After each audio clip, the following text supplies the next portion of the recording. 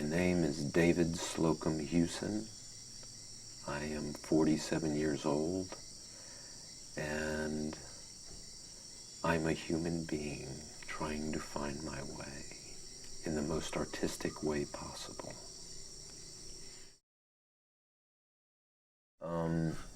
Well, I look at change on multiple levels because for me personally, it was an inner change that was the impetus, like an awakening, and then trying to figure out how to handle this awakening and maintain the energy of it as opposed to waking up to something and then going back to sleep.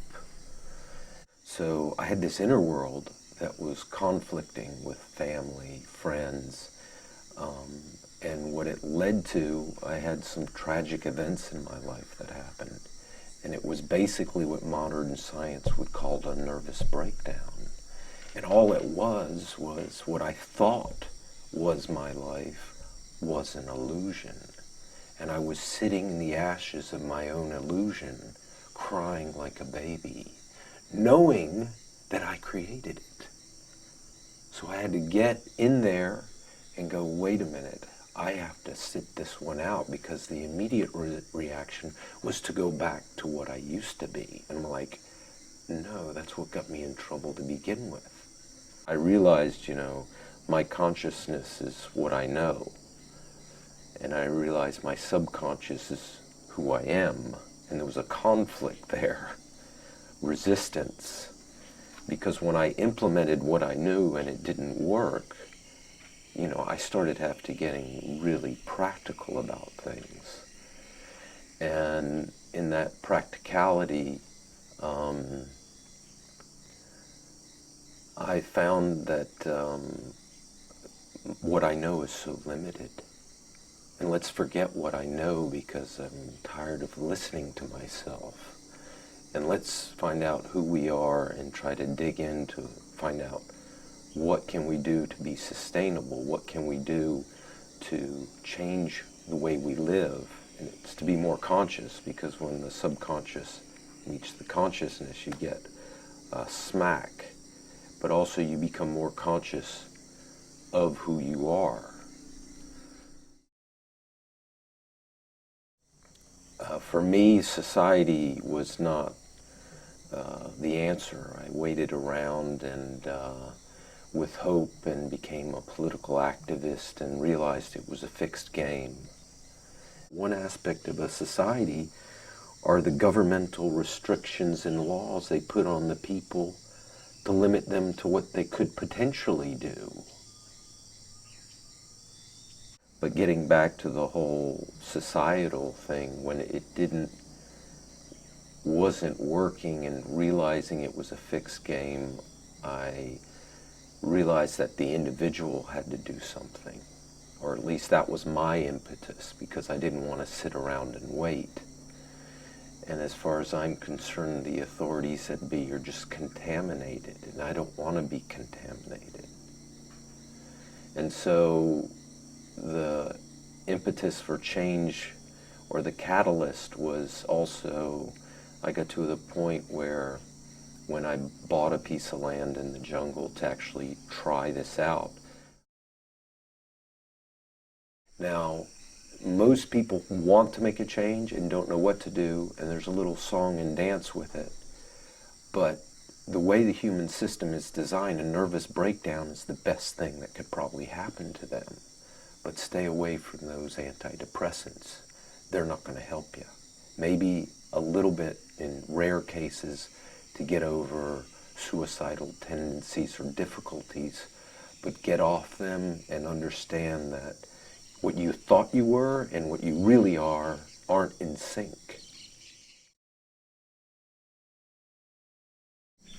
It's interesting, because in the shamanic realm, the word shamanism in a nutshell means you living in your true nature and being brutally honest with your true nature and living in harmony with the nature around you.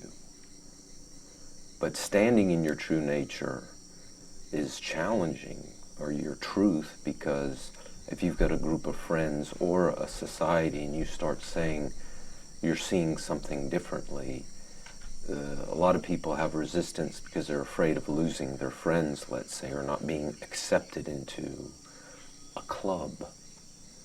And so that resistance of what others think, I mean, that's probably one of the biggest things humans have difficulty with. They're not going to accept me.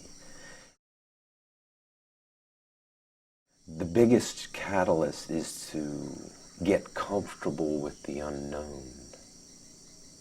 And humans are creatures of comfort.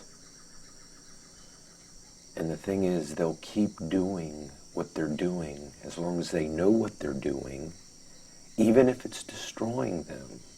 If you give the option of change or keep doing what you're doing, most of them will stick with what they're doing, even though they know it's destroying them.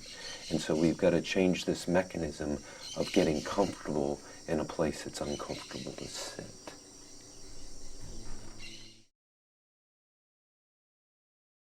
We are what we eat, no doubt. And the way we work here, it's quite practical. We start with first, you got to stop doing what's making you sick. And if somebody wants to change, they got to stop something in their lifestyle. Drinking alcohol, whatever it might be, junk food, porno, TV, whatever this low vibration stuff is. Stop doing that. And then clean the body out, and then get proper nutrition in it. And then if you are physically sick of something, then you implement alternative medicines. But the body has to be clean first, because congestion, a majority of sicknesses, 85%, usually are based in a congested liver, gallbladder, or colon. And if you clean that out, you could have 60 to 80 symptoms that disappear like that.